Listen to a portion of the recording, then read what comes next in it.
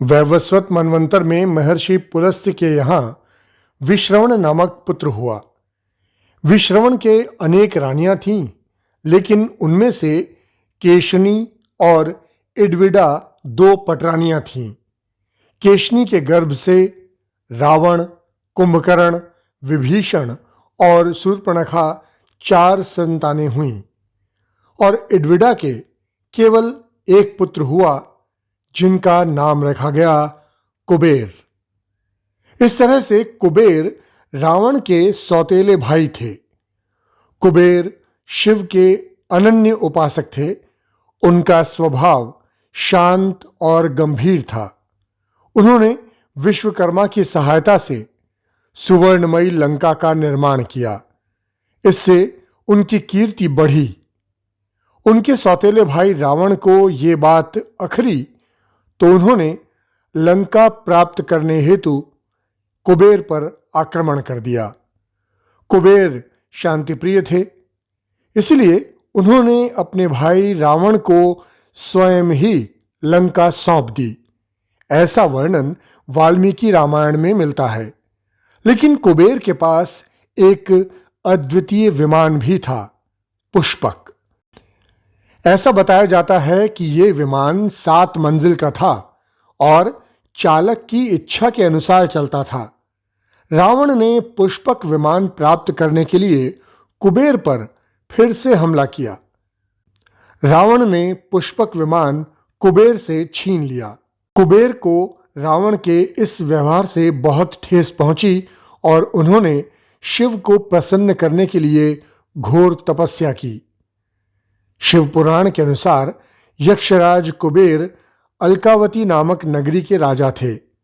ब्रह्मांड पुराण के अनुसार मेरु पर्वत की चोटी मंदार पर चैत्ररथ नामक एक दिव्य बगीचा है, जहां कुबेर आराम करते हैं।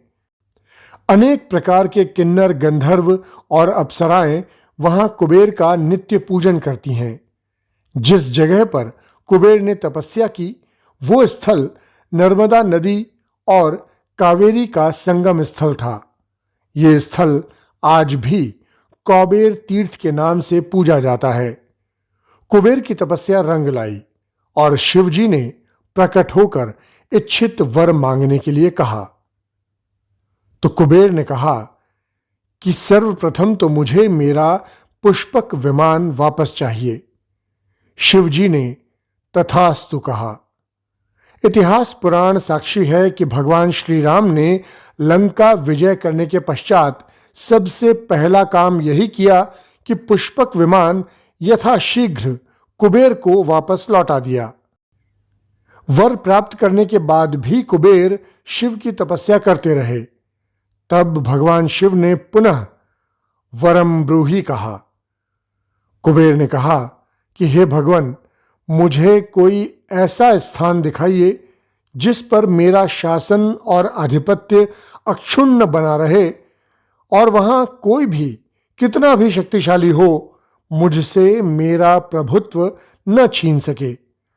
शिवजी ने तत्काल कुबेर को उत्तर दिशा का स्वामी बना दिया और कहा, अब से जो भी उत्तर दिशा में तुमको नमस्कार करके जाएगा, उनका कार्य फौरन होगा। तब से कुबेर उत्तर दिशा के स्वामी होकर शक्तिशाली लोकपाल के रूप में प्रतिष्ठित हो गए।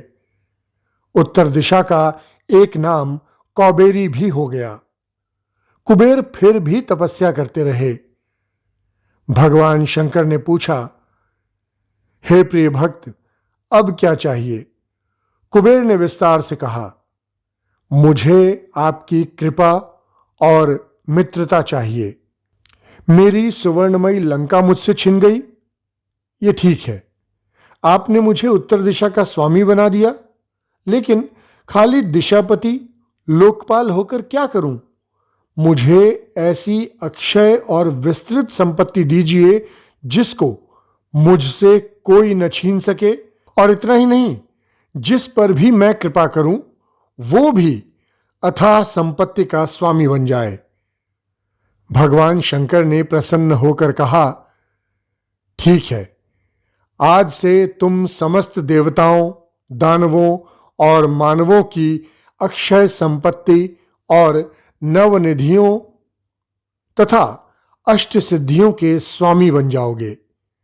जो भी विधि विधान से तुम्हारी पूजा करेगा, तुम्हारी कृपा से वो भी अक्षय संपत्ति का स्वामी बनेगा। तब से कुबेर धनाधिपति, यक्षाधिपति, धनेश, निधिनाथ, निधीश्वर, शिव सखा, देवताओं के कोषाध्यक्ष, धनाध्यक्ष होकर संसार के समस्त चर अचर संपत्तियों के स्वामी बन गए।